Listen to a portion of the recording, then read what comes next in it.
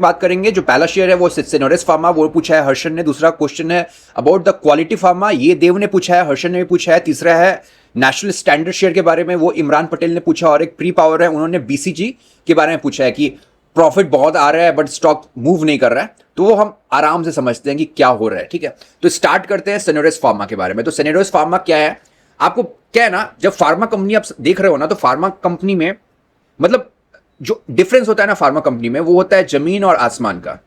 तो आपको ये समझना पड़ेगा। तो ये सिनोरेस फार्मा क्या है, सबसे पहले सिनोरेस फार्मा जो डेब्यू हुआ है हमारे एक्सचेंज पे, वो हुआ है दिसंबर 2024 में। तो मोटा मोटा अप्रॉक्स 2.25 साल या 2.5 साल होने वाला है स्टॉक को। इस स्टॉक ने फिनोमिनल रिटर्न दिया है टू द जो भी इन्वेस्टमेंट जिसने भी किया होगा। अभी बात करते हैं कि कंपनी करती क्या है। तो कंपनी है जेनरिक्स में, और मोर रादर मैं ये कहूंगा मोर प्रिसाइसली कि ये है कॉम्प्लेक्स जेनरिक्स, या जिसको निश जेनरिक्स कहते हैं। अभी जेनरिक्स क्या होता है ये बहुत सारे लोगों को हो सकता है पता नहीं हो। आपने बहुत सारे आजकल स्टार्टअप देखे होंगे जो जेनरिक्स मतलब जो मेडिसिन होता है उसको प्रमोट कर रहा है। तो देखो क्या होता है ना कि सबसे पहले एक कंपनी होती है जो अपना फॉर्मुलेशन करती है, जो अपना आईपी यूज करती है, आरएनडी यूज करती है, और एक दवा को इन्वेंट करती है। जो दवा को इन्वेंट करती है तो उसका पेटेंट होता है। पेटेंट होने का अर्थ क्या है, पेटेंट होने का अर्थ यह है कि that company has the sole authorization on the sales and the marketing for X number of years. X number of years कितना होगा, जितना भी उस कंट्री का पॉलिसी होता है, ठीक है।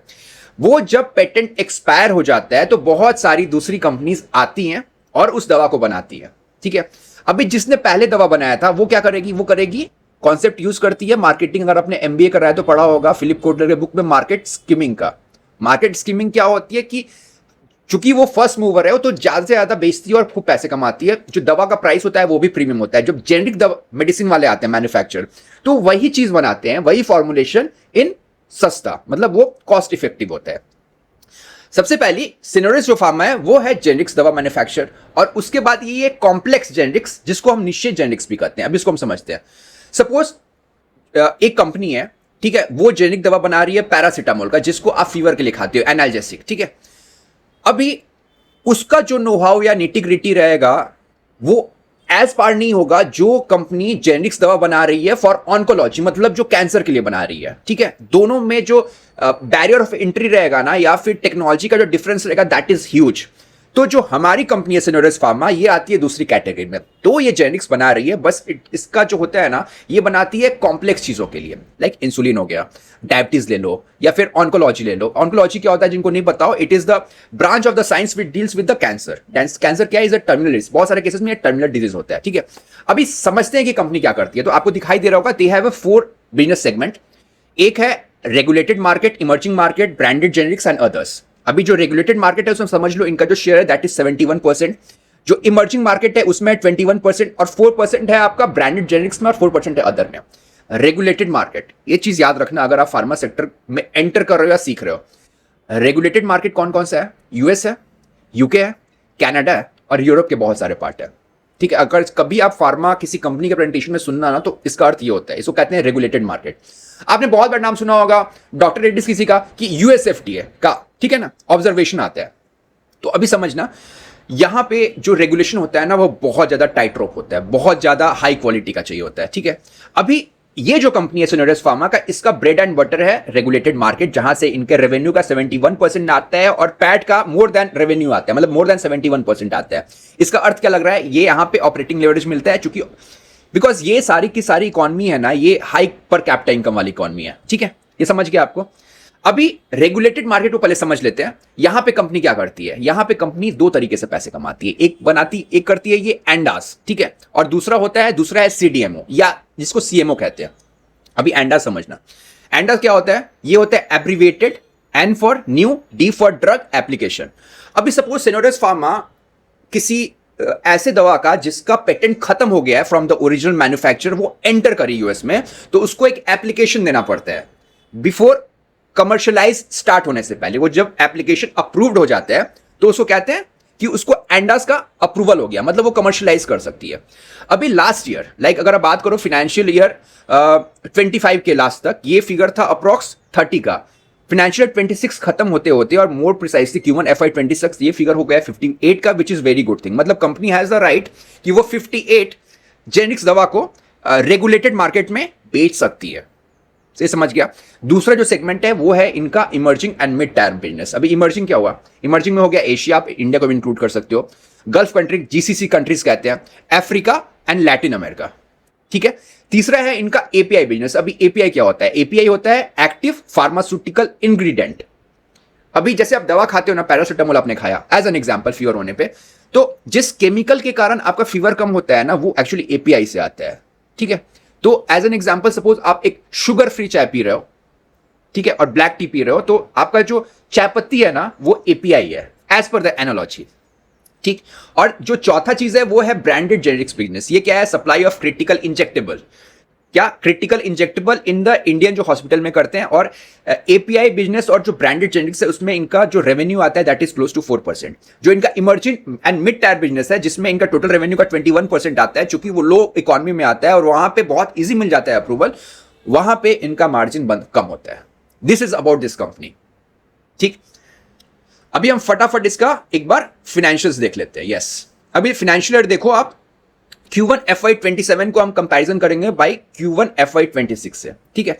अभी यहां पे देखो जो रेवेन्यू है, जो टॉप लाइन का ग्रोथ है वो है अप्रॉक्स 36%। इस 36% में जो इनका रेगुलेटेड मार्केट से जो रेवेन्यू ग्रोथ है ना ईयर ऑन ईयर, वो ग्रो कर रहा है अप्रॉक्स 40%, 40 to 42%। और जो इमर्जिंग मार्केट है वहां ये ग्रो कर रहा है 30%।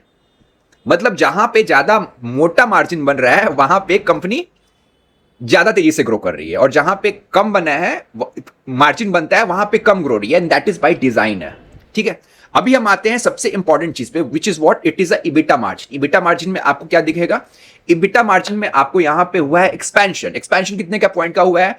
800 बीपीएस, मतलब 8% का एक्सपेंशन जो है ऑन ईयर, ड्यू टू विच आपको क्या दिख रहा है?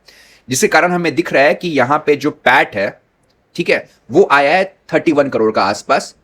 ईयर ऑन ईयर बेसिस पे कितने का ग्रोथ है? ये 55.6%। इससे क्या आपको मिला? जो मैंने बताया, रेवेन्यू ग्रो कर रहा है 35% और पैट ग्रो कर रहा है by 55%। It is very evident कि यहाँ पे ऑपरेटिंग लेवरेज आ रहा है। नाउ बात करते हैं कॉन कॉल की। कंपनी ने कहा कि हम जो अपना रेवेन्यू है वो ग्रो करेगा बाय 30 to 40%, और जो हमारा पैट ग्रोथ है वो हम ग्रो करेंगे by 50 to 60%। No brainer, it's is a very good company is in a very good direction. अभी बात करते हैं टेक्निकल्स की। चार्ट नहीं देखते हैं क्योंकि बहुत सारी कंपनियों के चार्ट मुझे याद रखते हैं हर्षन, तो आप बस समझना, ठीक है। आप इसका डेली चार्ट नहीं देखना सिनोडेस फार्मा का। अभी क्या है, यहां पे दो बैंड है, एक है 1500 का और दूसरा है 1000 का, मोर प्रिसाइसली 997 का बैंड है, ठीक है। आपको दो लाइनें ड्रॉ कर लेनी है, ठीक है। फिर आपको एक 100 मूविंग एवरेज लगा लेना है और एक 20 मूविंग एवरेज लगा लेना है। मैं सारे के सारे चीजें एक्सप्लेन कर रहा हूं, ठीक है। अभी एक और पॉइंट है इनके डे चार्ट पे, विच इज 1159 या 1160। 1160 क्यों इंपॉर्टेंट है? इसलिए इंपॉर्टेंट है बिकॉज वहां पे एक स्ट्रॉन्ग सपोर्ट है। तो प्राइस हमारा अभी कितने सपोर्ट के ऊपर है? हमारा पहला सपोर्ट है 1000 का, मोर प्रिसाइसली 997 का, और उसके बाद है 1159 के पास, ठीक है। दो सपोर्ट के ऊपर है। और on the daily time frame it is making a flag. Flag क्यों बनता है? फ्लैग हमेशा बनता है वीकर जो हैंड्स है ना उनको स्क्वायर ऑफ करने के लिए, उनको निकालने के लिए गेम से, समझ गया। प्लस मैंने क्या बोला? आपको 100 मूविंग एवरेज लगाना है। 100 मूविंग एवरेज अगर आप चेक करोगे तो ये शेयर पे जो भी ऑटोमेटेड ट्रेड कर रहा है या जो भी पंटर है वो यूज कर रहा है 100 मूविंग एवरेज को। पहले अगर आप देखो जब ये स्टॉक डाउनफॉल में था तो 100 moving average was acting as a dynamic resistance for this share, समझना आप, ठीक है। और अभी ये एज अ डायनेमिक सपोर्ट की तरह काम कर रहा है इस स्टॉक के लिए। आप जाओ चार्ट पे और इस चीज को देखो, ठीक है।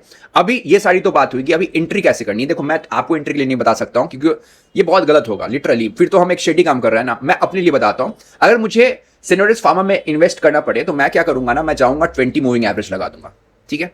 अभी ध्यान सुनना, अभी ये 20 मूविंग एवरेज के नीचे है, तो जिस दिन ये 20 मूविंग एवरेज के नीचे के ऊपर क्लोज करेगा, ठीक है, तो मैं क्या करूंगा, मैं उस कैंडल के हाई को मार्क कर दूंगा। फिर मैं वेट करूंगा और जिस दिन, ठीक है, उसके अगले दिन या अगले दिन जब भी जो कैंडल क्लोज कर रहा है 20 मूविंग एवरेज के नीचे उसका हाई ऊपर जाएगा, मैं इसमें एंटर कर जाऊंगा। और जो अभी का स्विंग लो है, मतलब जो अभी जो स्टॉक आप दिख रहा होगा फ्लैग बना रहा है, कंसोलिडेशन कर रहा है, इसका जो लो होगा वो मेरा स्टॉप रहेगा, ठीक है। इफ अभी मुझे पता नहीं है कि बस ये स्टॉक पहले से है या you are just you are keen to enter it, I don't have any idea. तो मैंने एज अ लेमैन, मुझे लगा कि अगर आपको एंटर करना हो, आपको क्या, मैं फिर से गलत वर्ड यूज कर रहा हूं, अगर मुझे एंटर करना पड़ा तो मेरी क्या स्ट्रेटजी रहेगी? अगर मैं इन्वेस्टर रहता तो मेरा इसमें अभी तक ट्रेलिंग स्टॉप लॉस नहीं हिट करा रहता, नहीं हिट कर रहा है इसमें trailing stop loss on any time frame. It is a very good stock, ठीक है। और भाई मैंने आज पता है क्यों बताया, मैं आपको बता रहा हूं, मैं चार्ट क्यों नहीं दिखा पा रहा हूं। कोई भी जब अच्छा सेटअप रहता है ना, तो what is happening, my purpose is not to act as a Telegram channel for lot of people. देखो हमारे पास जो भी देखते हैं ना, छोटा मोटा लोग देखते हैं, वो लोग अच्छे लोग हैं, लेकिन कुछ लोग क्या है ना, उस पर ट्रेड लेते हैं और मतलब ऑडेसिटी आप देखो कि जब उनको प्रॉफिट होता है ना, तो वो मुझे थैंक यू मैसेज भेजते हैं। भाई आप जो भी ऐसा ऐसा कर रहे हो ना, आप आग से खेल रहे हो। जो भी मेरा टेक्निकल सही होता है ना, वो एक प्योर तुक्का से होता है, लिटरली मैं बोल रहा हूं प्योर तुक्का से होता है, ठीक है। मेरे जो सिस्टम का एक्यूरेसी है ना, दैट इज 75 लेवल के आसपास है। आप क्या हो रहा है ना, आपका लक आपको अभी फेवर कर रहा है, समझना ध्यान से। आप जिस दिन उस 20-25 के लैप में है ना, आप उड़ जाओगे, क्योंकि आप क्या हो रहा है ना, आप एक दो ट्रेड में, मेरे जो सिलेक्टिव है ना उसमें ट्रेड कर लिया, उसमें पैसा बन गया, आप खुश हो रहे हो। और भाई ऐसे ऐसे लोग हैं ना जिनके पास 10 लाख का कैपिटल, उन्होंने 5 लाख रुपए डाला है, साला प्रॉफिट भी कहा, मेरे को स्क्रीनशॉट भी सेंड किया। मत करो, आप चैनल को अनसब्सक्राइब करो। There are lot of other people who are doing a phenomenal job. मेरे को मत देखो यार, मैं सिंपली बोल रहा हूं, ऐसा मत किया करो। ये अच्छा सेटअप है, इसलिए मैंने ना इसका चार्ट नहीं दिखाया आज, पता है, ठीक है। बिकॉज इफ अगर किसी को ट्रेड भी करना, दिमाग लगाओ ना अपना यार, ठीक है। अभी आपने दूसरा पूछा है, वो है अपनी company, if I am not wrong, quality pharma. Yes, ये हर्षन ने पूछा है और एक और देव है शायद, उन्होंने पूछा हुआ था। देखो अभी समझ लेते हैं इन दोनों कंपनीज के बारे में। देखो ये कंपनी है ना क्वालिटी फार्मा, क्वालिटी फार्मा का आप जाके चार्ट टाइम फ्रेम देखना। टाइम फ्रेम आपको कब से देखना है, आपको ईयरली टाइम फ्रेम देखना है, और आपको बेस से देखना है 2021 के। भाई 2021 के बेस से अगर मैं पूरा गेन देखो, लाइक मतलब from the low of the 2021 to the high of the 2026, इस कंपनी ने अप्रॉक्स गेन दिया है इन्वेस्टर को of 6000%, which is massive. Massive होता है ना, 6000% का अगर रिटर्न आ जाए तो मैसिव है। और थोड़ा सा यहाँ टाइप अलग होते हैं डिस्कशन से। लोग ना बात करते हैं यूएस में, कोरिया में, कि क्या चल रहा है, एआई ट्रेड चल रहा है। भाई इंडिया में ना फार्मा ट्रेड चल रहा है, लिटरली पिछले 1.5 से 2 साल से। फार्मा को क्या बोल के बोला जाता है, डिफेंसिव स्टॉक है, ठीक है। इसलिए मैं बोलता हूं ना, जब भी आप स्टीरियोटाइप हो गए ना इन द शेयर मार्केट, आपका लग जाएगा भाई, लिटरली मैं बता रहा हूं। Don't go for the stereotype, just respect the price और यू विल रिपेंट। थोड़ा सा मैं अलग हो रहा हूं, मैं बता रहा हूं। आपको इतने सारे स्टॉक चले हैं ना भाई, मैं बता रहा हूं, मेरे पास एक समय 7 या 8 स्टॉक थे, दो में तो ट्रेलिंग स्टॉप लॉस लगा, अभी 3-4 स्टॉक है मेरे पास। सो आपको एक लेसन क्या है ना, मैं फार्मा की बात कर रहा हूं, आपको जब भी विजुअलाइज करना है तो जो भी बायस है ना उसको घर पे छोड़ दो, पता है आप मैसिव पैसा बनाओगे। कभी कोई बोल सकता है कि साला फार्मा सेक्टर में इतना पैसा बनेगा, डेटा बता रहा है भाई। और आजकल तो ऐसा हो गया है ना, अभी मुझे लग रहा है ना कि we are reaching at the peak, because अब लोगों का बहुत ज्यादा इंटरेस्ट आ रहा है फार्मा में। आप देखो, it is a sign of the first peak, though अभी तक टेप पे ऐसा कुछ नहीं दिखा है कि वो पीक आया, फ्रैंकली स्पीकिंग, ठीक है। चलो भाई बात करते हैं क्वालिटी फार्मा की। तो मैंने आपको इसका रिटर्न बताया, और जब अगर आप इसका जाके चार्ट देखना था तो बीएससी का चार्ट देखना। एनएससी में पिछले ना बहुत टाइम पीरियड का आपको चार्ट नहीं दिखेगा, ठीक है। तो बीएससी का चार्ट देखो, आपको जब से लिस्टिंग हुई ना तब से आपको होलिस्टिक व्यू मिलेगा, ठीक है। अभी क्वालिटी फार्मा क्या करती है? क्वालिटी फार्मा देखो, क्वालिटी फार्मा 2 काम करती है। सबसे पहले ये करती है, एक तो सीडीएमओ का काम, और दूसरा काम करती है ये आउट लाइसेंसिंग का काम। अभी हम समझते हैं कि ये होता क्या है। देखो एक है सीडीएमओ, एक है आउट लाइसेंसिंग। अगर फार्मा सेक्टर को आप ट्रैक कर रहे हो तो आपको ये जानना होगा। मैं एग्जांपल से आपको बताता हूं। सपोज नीतीश है और पेप्सिको या कोका कोला, आप कोई भी पकड़ लो, जो भी आप पीते हो वो है, ठीक है। अभी सीडीएमओ के केस में मैं एनालॉजी आपको देता हूं। होता क्या है कि पेप्सिको मेरे पास आती है, वो बोलती है नीतीश मेरे पास ये फॉर्मुलेशन है, मेरे को इतने सारे बॉटल्स चाहिए, ठीक है। और वो सारा का सारा मुझे नो हाउस देती है, टेक्नोलॉजी देती है, मैं उसको बनाता हूं, देता हूं, ठीक है, बना के मैं उसको दे देता हूं। तो क्या होगा, मुझे मिलेगा, मेरे को मैन्युफैक्चरिंग और जो भी मेरा कॉन्ट्रैक्ट फी है वो मेरे को मिल जाएगा, ठीक है। ये हो गया CDMO, contract development and manufacturing organization, that's it. ये बहुत सारा होता है, कभी कभी रिसर्च भी दे देती है, ठीक है। तो बहुत सारी टाइप होगा, कंफ्यूज मत होना, ये कॉन्ट्रैक्ट का काम है। जो आउट लाइसेंसिंग होता है ना भाई, उसमें क्या होगा मैं बता रहा हूं। जैसे as a Nitish I have invented a drink, मैं क्या करूंगा, मैं बोलूंगा जाके पेप्सिको को कि भाई ये है, ये मेरा फॉर्मुलेशन पकड़ो, ठीक है। तो जैसे ही मैंने उसको फॉर्मुलेशन पकड़ाया, वो मुझे एक अपफ्रंट पेमेंट करेगी। पहली चीज हो गई मेरी। फिर एक क्या होता है, एक माइलस्टोन होता है। अभी ऐसा होता है कि पेप्सिको ने सपोज मारा अगले 3 महीने में 200 करोड़ का सेल कर दिया, तो उस पे एज एन काइंड ऑफ समझो आप इंसेंटिव मुझे कट मिलता है, और फिर मुझे मिलती है रॉयल्टी इनकम। तो मुझे 3 तरीके का इनकम मिलता है। बट आप एक बात समझ रहे हो, सीडीएमओ में ना I don't have to have a very very high qualities, मुझे कोई इनोवेटर नहीं होना है। But in the case of the out licensing मेरे पास ना एक सीक्रेट कुछ अच्छा होना चाहिए, फॉर्मुलेशन होना चाहिए। क्वालिटी फार्मा वही काम करती है। इनके पास सॉलिड रिसर्च है भाई, सॉलिड रिसर्च, उस पर हम जाएंगे, बात करेंगे। तो आप समझ रहे हो, अभी मेरे पास सॉलिड रिसर्च है, तो उससे क्या होता है, उससे मार्जिन भी दिखता है। तो मैं जब कंपैरिजन करूंगा तो ऐसा बिल्कुल नहीं समझ रहा कि सिनोड फार्मा को ना मैं नीचे करके बात कर रहा हूं। That is also a very great company, but मैं तुम्हें एग्जाम्पल बता रहा हूं, इट्स ए फॉर्मुलेशन बिजनेस। तो अगर आप इनका देखो ना, तो आउट लाइसेंसिंग से इनका 90% रेवेन्यू आता है, 10% आता है इनका आपको सीडीएमओ से। ठीक है, अभी ये क्या क्या करता है, तो ये क्या क्या करता है, इसमें आप सबसे ऑन्कोलॉजी करता है, दूसरा क्या करता है, बायोसिमिलर करता है, और हार्मोन्स करता है, आरएनडी करता है। अभी हम समझते हैं क्या होता है। तो मैंने क्या क्या बोला आपको, ऑन्कोलॉजी। अभी ऑन्कोलॉजी क्या होता है, oncology is the science which deals with the cancer. Cancer क्या है, in the lot of cases is the terminal disease, तो वहां पे इनको एक्सपर्टीज है, ये दवा बनाते हैं। ठीक, फिर बात करते हैं बायोसिमिलर क्या होता है। अभी बायोसिमिलर क्या होता है ना, आप पैरासिटामोल खाते हैं, वो क्या है, एक तरीके का केमिकल, आपने खा लिया, आपका फीवर खत्म हो गया। अभी अगर आप बायो के स्टूडेंट होंगे तो बहुत बार जब हम वैक्सीन लेते हैं ना, तो वैक्सीन क्या होता है, वैक्सीन में जो चीज हमें इन्फेक्ट करती है उसी का थोड़ा सा पार्ट यूज किया जाता है। So it is a kind of biosimilar. जहां पे बायोसिमिलर यूज होता है ना, वहां पे चीजें कॉम्प्लेक्स होनी शुरू हो जाती है इन द टेक्नोलॉजी, उसके लिए, जिसके कारण वहां पे बैरियर ऑफ एंट्री हो जाएगा। It is very obvious. As an example, आपने देखा होगा लोगों को इंसुलिन लेते हुए, ठीक है, वो इंसुलिन क्या होता है, वो इंसुलिन को ना जेनेटिकली मॉडिफाइड करते हैं यीस्ट या बैक्टीरिया को, और फिर उसको ह्यूमन इंसुलिन बनाते हैं। ठीक है, तो एक तरीके का बायोसिमिलर है। तो अभी क्या है ना, ये this company it has also ventured in the biosimilar, और इस year like in if I am not wrong financial 27 में इनका वो प्रोडक्ट आने वाला है। तीसरा है हार्मोन्स। हार्मोन्स में क्या क्या होता है, हार्मोन्स में बहुत सारी चीजें होती है। सेक्स हार्मोन्स हो सकता है, टेस्टोस्टेरोन होता है, लेडीज के जो हार्मोन्स हो जाता है, जो मेनोपॉज किसी को अगर प्रॉब्लम होता है तो उसमें यूज किया जाता है, मेंस को यूज किया जाता है। तो उन सारी चीजों के समझ रहे हो आप, वो फॉर्मुलेशन करती है। यहां तक आपको ये बिजनेस समझ गया होगा। अभी हमने वहां पे क्या था, सिनोडिस फार्मा में, सिनोडिस फार्मा मैंने देखा कि उनका जो मेजर चंक है it comes from the regulated market, which is not the case with the quality pharma. यहां पे जो मेन चंक है वो आता है आपको इमर्जिंग मार्केट से और लैटिन अमेरिका से। लैटिन अमेरिका क्या हुआ, South America, Colombia, Brazil, Argentina, ये सारा का सारा आता है साउथ अमेरिका से। ठीक है, ये चीज आपको समझ गई होगी। धंधा का क्या है ना, बस समझ लो, फिर तो सब कुछ आप पैसा कमा सकते हो। धंधा समझ लिया आप, टेप समझ लिया, प्राइस समझ लिया, बस खेल खत्म। ठीक है, अभी आप देख लो यहां पे, एक मिनट इनका देख लेते हैं। यस, देखो इनका ना Q1 FY27 का रिजल्ट अभी आया नहीं है, तो what I am showing you ना, ये पिछले क्वार्टर मतलब Q4 FY26 का है। अभी जब हम सीडीएमओ बिजनेस को देखते हैं ना, तो हमेशा आपको ईयर और ईयर कंपैरिजन कर रहा हूं, but see which is also same for the out licensing. But आप यहां पे Q1Q कंपैरिजन करो भाई, रेवेन्यू को Q1Q में इन्होंने ग्रोथ कराया बाई 28% का। समझ रहे हो आप, Q1Q पे 28% का इन्होंने ग्रोथ करा है। अभी हम आते हैं एबिटा पे और आते हैं प्रॉफिट आफ्टर टैक्स पे। Q1Q पे कंपनी ग्रो कर रही है बाय 61% और ईयर ऑन ईयर पे ग्रो कर रहा है इन्होंने ऑफ 72%। फाइनेंशियल ईयर 26 में इनका जो टोटल रेवेन्यू है वो 503।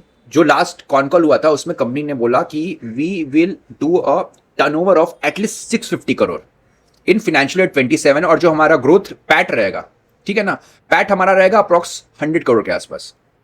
और किसी ने पूछा कि सर आप इतना बोल रहे हो, but you know seeing your pace in the Q1Q, मुझे लगता है ये कॉन्जर्वेटिव है। तो मैनेजमेंट बोला यस दिस इज कॉन्जर्वेटिव, और हमारा जो अल्टीमेट टारगेट है ना बाय फाइनेंशियल ईयर 28, हमको जो अपना रेवेन्यू है वो ग्रो करना है बाय 1000 करोड़।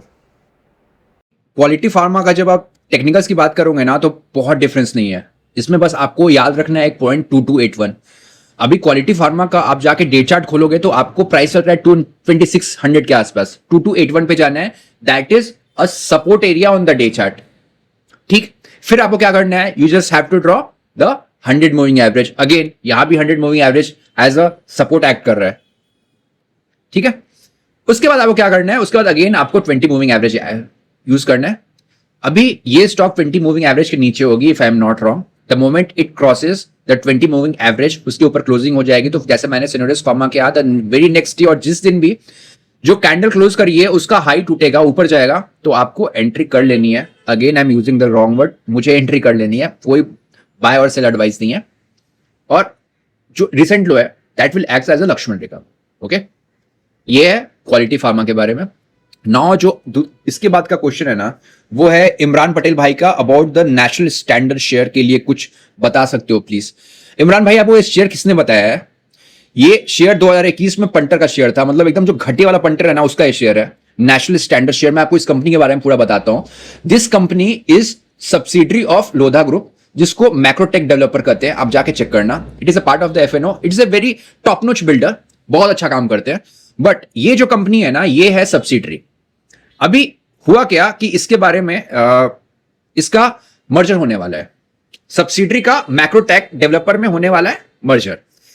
अभी ये बहुत पहले से न्यूज चल रही थी, 2021 में if I am not wrong, तो इसको 1000 टाइम्स चढ़ाया था ऑपरेटर ने, ठीक है ना। और इसमें वॉल्यूम बहुत कम होता है। इसका price if I am not wrong बहुत ज्यादा था, 1000 में था, मतलब 15, 16, 17, 18 हजार का एक शेयर था।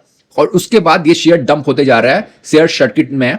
अगर मैं भगवान से बस यही मनाता हूं इमरान, आपने ये शेयर नहीं लिया हो, ठीक है। अभी देखो क्या होने वाला है ना, अभी इनका एनसीएलटी में गया हुआ है फॉर द मर्जर। एमैल्गमेशन आपको करना पड़ता है, तो आपको you have to take the approval from the concern authorities, ठीक है ना। तो उसमें NCLT is one of the organisation. अभी यहां पे क्या होगा ना, आप ध्यान समझना, स्टॉक आप देख रहे हो नीचे गिरते जा रहा है। तो जब एमैल्गमेशन होगा या मर्जर होगा तो शेयर्स का स्वैप होता है। मतलब क्या, मतलब जो नेशनल स्टैंडर्ड के जो शेयर होल्डर्स है, उनको कितने शेयर्स पे कितना मैक्रोटेक का शेयर मिलेगा। जो ये वाला शेयर है आपका शेयर, ये है कंटिन्यूअस फॉल में। जिस प्राइस पे वो रुक जाएगा ना, तो आप जब देखना, जब स्वैप रेशियो जिस दिन अनाउंस होगा ना, वो उसी लेवल पे होगा। स्वैप रेशियो कैसा हो सकता है, मतलब 4 नेशनल स्टैंडर्ड के शेयर के बदले 1 लोधा का शेयर। मतलब एग्जांपल मैं दे रहा हूं, मैं ऐसे आपको इनसाइडर ऐसा कुछ नहीं बता रहा हूं, जैसा ना एग्जांपल। तो प्राइस जिस लेवल पे इक्विलिब्रियम बना लेगा ना, उस लेवल पे ही स्वैप रेशियो होने वाला है। ये प्राइस इक्विलिब्रियम कहते हैं। मतलब मार्केट को पता है कि किस प्राइस पे होने वाला है, उसी हिसाब से ना वो जो पंटर है, जो सेलर है, ऊपर से वो दाबे जा रहा है माल को। सो मैं आपको एडवाइस करूंगा, मानना ना मानना आप पे डिपेंड करता है, कि आप ऐसे शेयर से बचो। इफ यू, आपका अगर पैसा, मेहनत का ही पैसा होगा हाई, ठीक है, तो मत कर किया करो ऐसे शेयर्स में।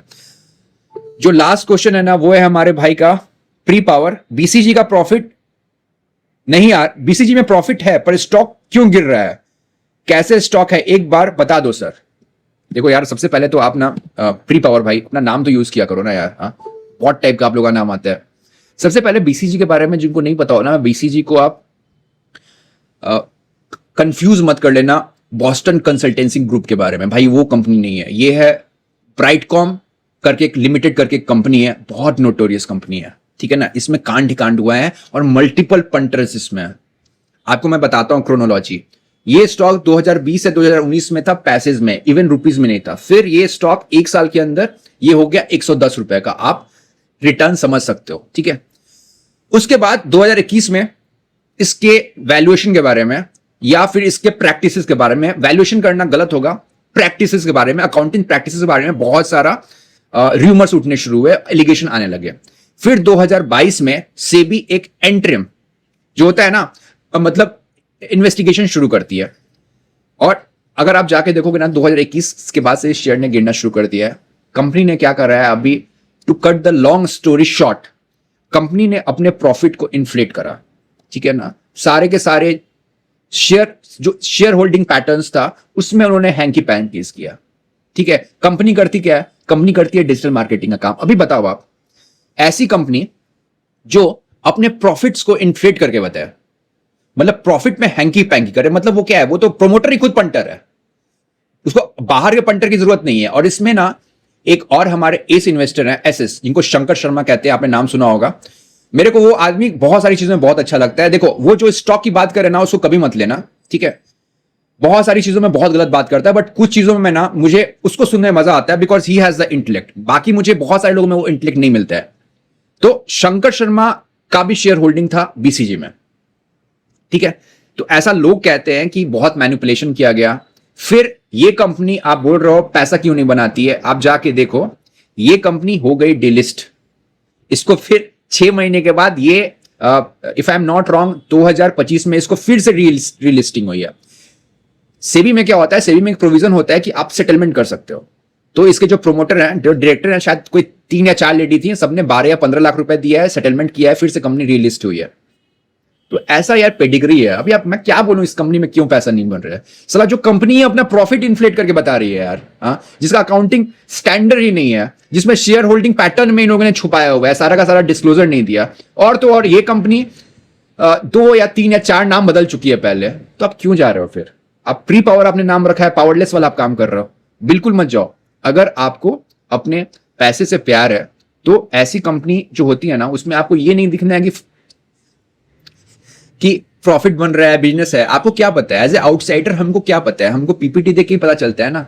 बट एक फंडामेंटल चीजें भी होती है। और ये स्टॉक अगर अभी बहुत अच्छा काम भी करेगी ना, तो मेक नो मिस्टेक, बहुत अच्छा जेन्युइनली हो सकता है काम भी कर रही हो, ठीक है ना, सबने अच्छा काम भी करो, बट मार्केट ने इसको बहुत अभी पनिश करेगा। कॉर्पोरेट गवर्नेंस का जो इश्यू होता है ना, that is the soul of the business. जो एक कंपनी मैंने क्या नाम बताया, काइंस टेक्नोलॉजी, उसके बारे में भी देख लेना। जो गैप दिख रहा है ना, जो रैली चल रही है ना, वो गैप भरने के लिए है। वो गैप भरेगा, नीचे आएगा वो।